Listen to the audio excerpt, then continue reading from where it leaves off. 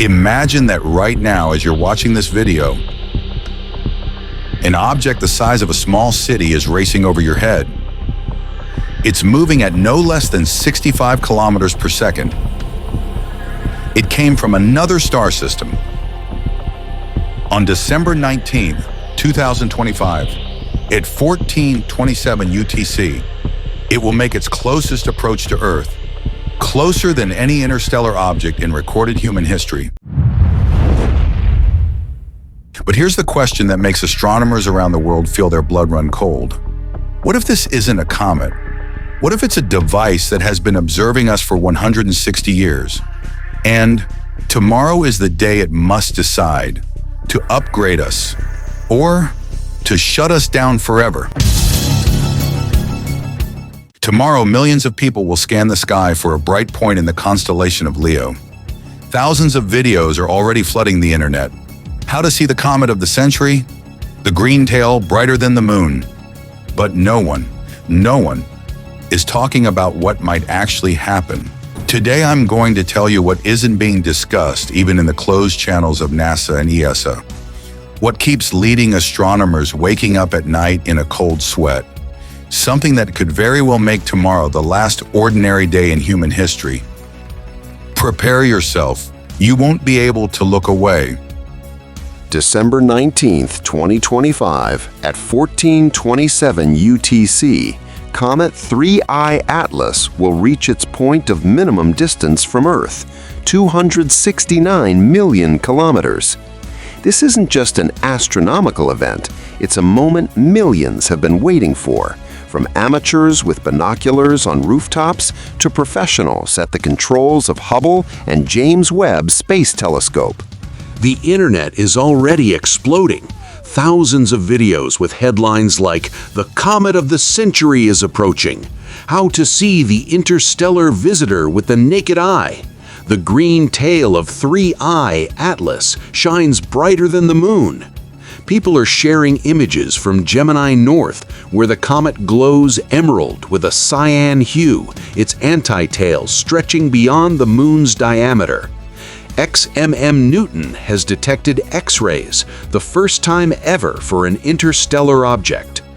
Content is being pumped out faster than rabbits multiply. Time lapses, live streams, tutorials on where to look in Leo at 4 a.m. But while they argue about whether it's visible without a telescope, spoiler, it's currently magnitude 11, you'll need at least good binoculars, and the brightness is already fading after perihelion, we're looking deeper, because the most unsettling conclusions emerge when we treat December 19 as a possible point of no return in the von Neumann bracelet theory that we explored in the previous video. Imagine this: the comet isn't just passing by, it's approaching the planet it has been observing for 160 years. A planet that in that time went from the telegraph to the quantum internet, from the first airplanes to Starship. If the replicators inside its core activate in response to our radio scream, then tomorrow is the perfect moment for a final data transmission. Every major telescope on Earth is pointed at it. All SETI receivers are operating at maximum sensitivity. And the lunar relay in Daedalus Crater, if it exists, has already intercepted our satellite signals and is ready to forward the report home. So what could happen tomorrow? Here are 4 scenarios, each more plausible than it sounds. Scenario 1. Nothing. The comet passes, its brightness fades. We collect data. High CO2, low water content, atomic nickel, cryovolcanism. The case is closed as another strange but natural object. Science moves on. The von Neumann theory remains marginal, and within a year, everyone forgets. We continue believing we're alone, and the experiment quietly continues. Scenario 2. Partial contact. At the moment of closest approach, radio telescopes detect a powerful narrowband signal, not random noise, but a structured sequence that quantum computers decode within hours. It could be a map of a distant system, new material formulas, or a simple message: "You have passed stage 3. Expect the next visitor in 2031.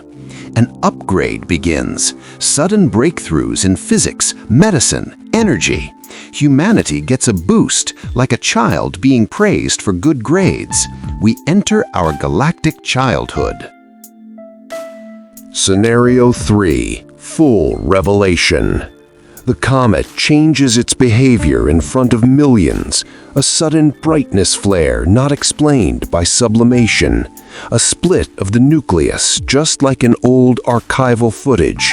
Or, most shocking of all, a weak but measurable non-gravitational acceleration directed away from the sun and precisely toward the constellation Lyra. The world freezes, emergency government sessions, religions interpret it in their own ways. We realize the observation phase is over. Now comes the decision. Scenario 4. Shutdown. If we're deemed too dangerous, nuclear arsenals, climate chaos, AI on the edge of singularity, tomorrow could mark the final transmission. No explosion, no impact, just a quiet command sent to replicators in the Oort cloud to activate prematurely. Or a signal triggering a synchronized technological collapse, an EMP via a solar flare, timed with the comet's passage. Humanity is reset to the Stone Age, brutal but logical for an ancient galactic safety system. The unanswered paradoxes hang heavy in the air. Why now, when we're at our peak? Why such a close trajectory precisely in the era of global telescopes? Why did the lunar signal activate in perfect sync with our observations? And most importantly, if this is a bracelet, where is the parent civilization? Are they still alive? Or is this an autonomous system launched billions of years ago, now running on inertia alone? The connections are obvious. Oumuamua in 2017, the first warning. Borisov in 2019, the second. Now 3I Atlas, the third and the most active. These are not coincidences. This is a sequence, and tomorrow is the climax. While the world looks up, searching for a green tail in the night sky, we ask the real question: what if December 19 is the day the experiment finally reveals its face? Not just a comet passing by, but a decision being made. Soon we'll find out whether they will upgrade us or switch us off. However, systems of this level do not act impulsively. That's why if nothing happens tomorrow, that in itself will be an answer, because the real consequences always come later. How will we know that the experiment has moved into a new phase? And what signals should we watch for when everyone has already breathed a sigh of relief? That's part 7. Subscribe. Some moments are worth staying for.